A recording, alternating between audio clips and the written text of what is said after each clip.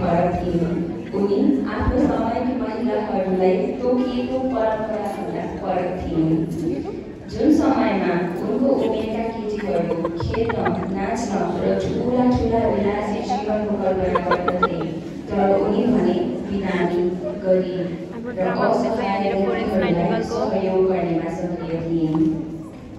उनको स्वर्ण हृदयले अरूको दुःख महसुस गर्दथ्यो, जसको कारणले गर्दा उनको आखिरको जीवनलाई सधैँको लागि परिवर्तन गरिदियो।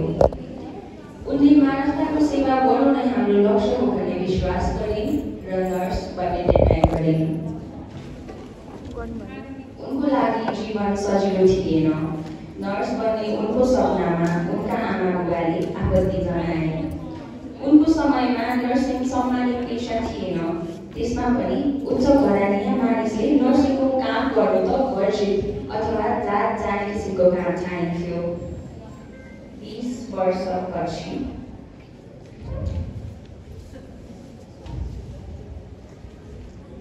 उनका आमा बाबाले उनलाई विवाह गर्न जोड दिए, तर उनको सपना चकनाचुर हुन्छ भनेर उनले विवाहको प्रस्ताव स्वीकार गरेनन्।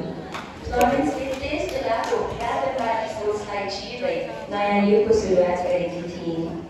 आफ्नो परिवारले नर्सिङ पढ्न जान रोक्दा रोक्दै पनि नर्सिङ शिक्षाको लागि सन् 1850मा जर्मनीको इन्स्टिट्युसन अफ प्रोटेस्टेन्टमा गएर पढे। उनको पुरानो धराकाटेको उनको सपनाले एउटा जीवन पायो, जहाँ त्यो अस्पतालको यात्रामा सामेल हुने निर्णय गरिन्।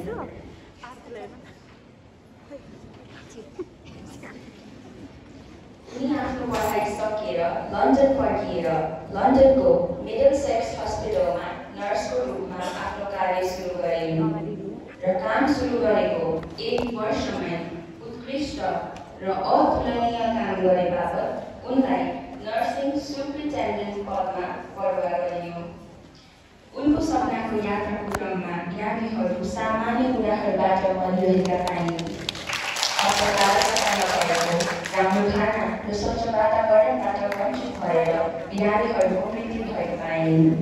उनले लन्डनमा नर्सिङ स्कुल खोल्ने सोच्दै थिइन् र दुर्भाग्यवश क्रिमियन युद्ध सुरु भयो।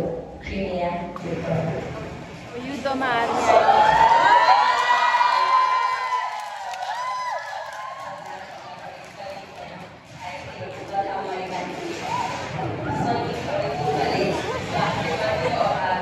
अस्पतालको सरसामानको अभावले, सरसफाइको कमीले, स्वास्थ्य खानाको अभावले र हैजा आदिले गर्दा रोगी कराए तथा छटपटाइरहेका थिए र मरिरहेका थिए।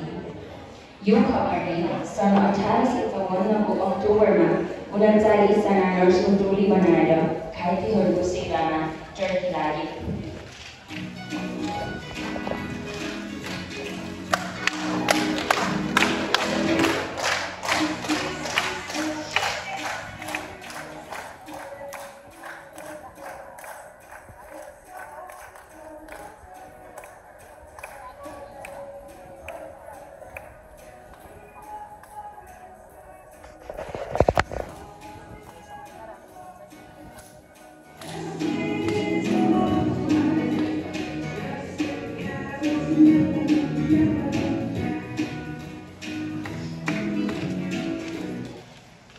बिरामीलाई दिएको स्पर्श, सेवा र ढाडसले जादुको शक्ति पैदा गर्दथ्यो।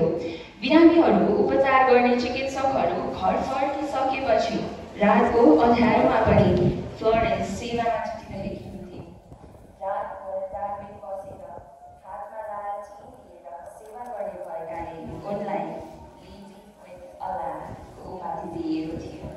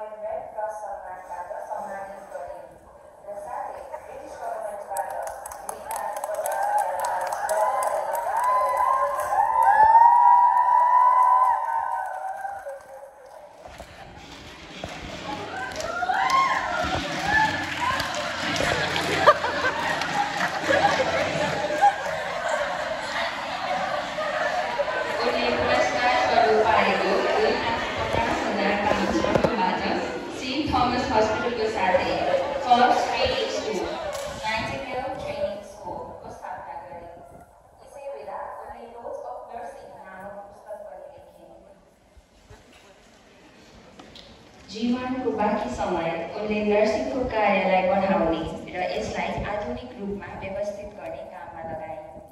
त्यसैले गर्दा लरेन्सलाई आधुनिक नर्सको जन्मदाता पनि भनिन्छ। त्यसपछिका दिनहरूमा लरेन्सलाई प्रेरणाको स्रोतको रूपमा लिन थालियो। उनको कार्यको चौतर्फी तारिफ भयो।